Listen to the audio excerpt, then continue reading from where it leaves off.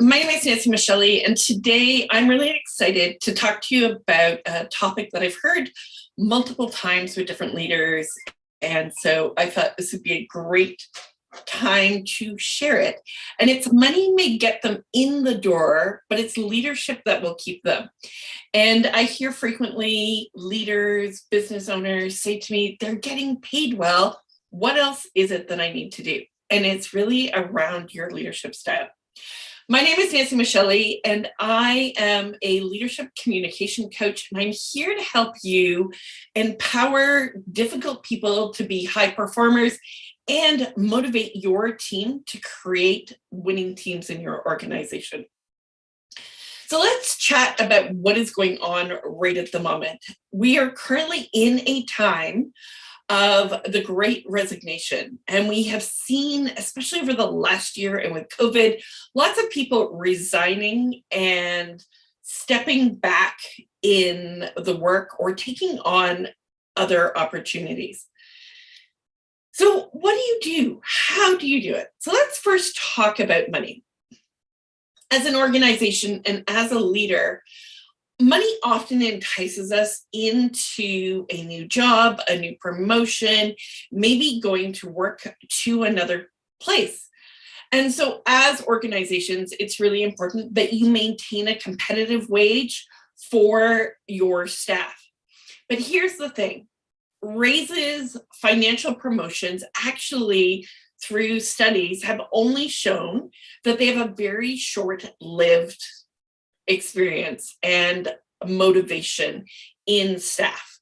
And really, once people have received enough to cover their income, all pay raises generally motivate people for a short period of time, and then they start to plateau at that new pay. They start to use it in their life, and it doesn't really keep them motivated and going forward. So what does? What are some of the things that do? So today we're going to go through part one, and I'm going to take you through three strategies that are really important to have in your company, have as a leader to move you forward. The first one is your corporate values. What corporate values do you have?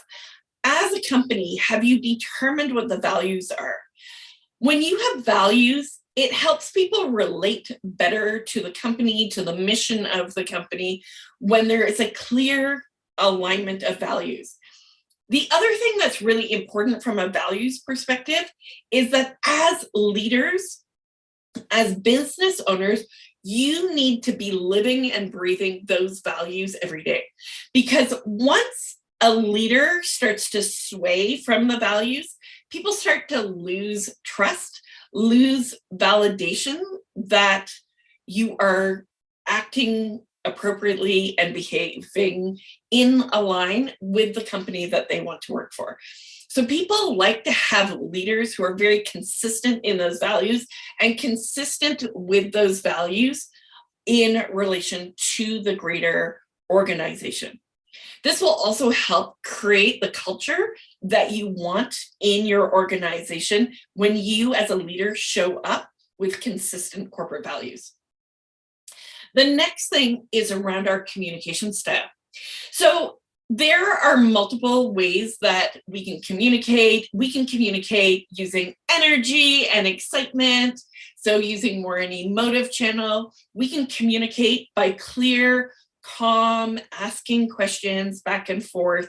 We can communicate soft and emotionally with people. Or we can communicate in a very direct, do it now behavior. And so each of these communication styles relates differently to different employees. And you will find that some will resonate with one more than the other. So as a leader, if you can start to pay attention to how that person likes to receive information, how they like to be communicated to, you will create a better connection and start to adapt your communication style to those employees. When people feel that they are being communicated to in the communications channel that aligns with them, they feel that they're better heard. They resonate and connect better with it. And so as a leader, great leaders know this, and they can adjust their communication style to align with the people who work for them. The next and the third topic I'm going to talk about in today is motivation.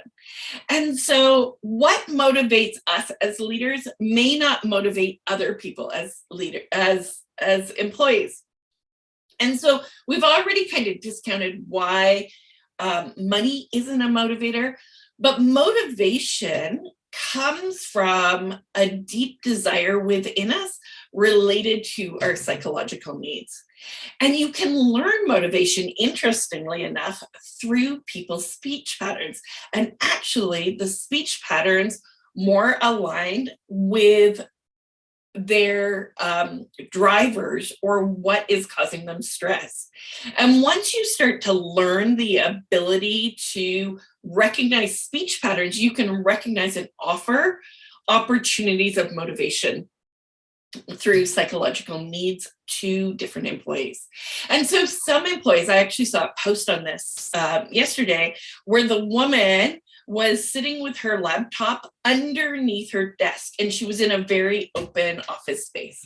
What that tells me about that person is that she needs quiet time. She actually gets motivation from solitude.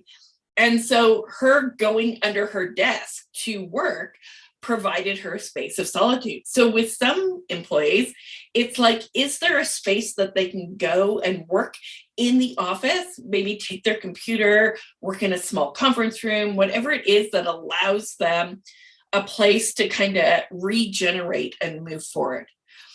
Maybe somebody else in your office needs teamwork, needs to connect with others and enjoy others and interact. And so they need to be able to fulfill that in their day. There are different motivations, and there are actually 8 of them. And I'm not going to go into them in detail here, but I'm pretty sure in previous posts that I've done, there is more description about these 8 motivations. But as a leader, if you can figure out through what brings that person joy, where they are performing at their best, and pay attention to their speech patterns, especially if they get into negative or distressed speech patterns, you can start to understand what motivates them to perform. And as leaders, the more we can give our team opportunities to stay in a place of motivation and work from a place of motivation, then they will perform better.